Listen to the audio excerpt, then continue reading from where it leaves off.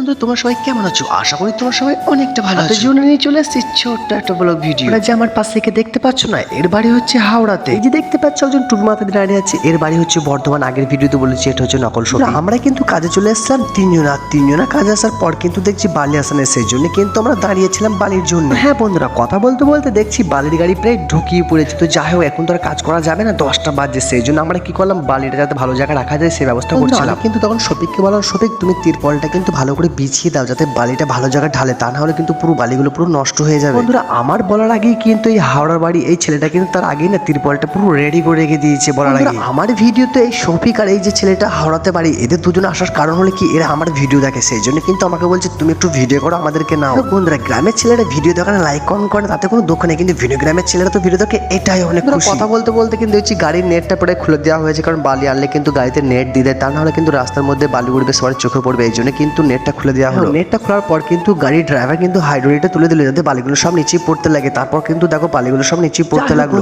আজকের ভিডিওটা কেমন লাগলো তোমরা কিন্তু অবশ্যই কমেন্ট বক্সে কমেন্ট করে জানিয়ে দিও। আজকের মতন ব্লগ ভিডিওটা এখানে শেষ করলাম, নেক্সট ব্লগে আবার দেখা হবে। তোমরা সকলেই ভালো থেকো, সুস্থ থেকো, টাটা বাই বাই।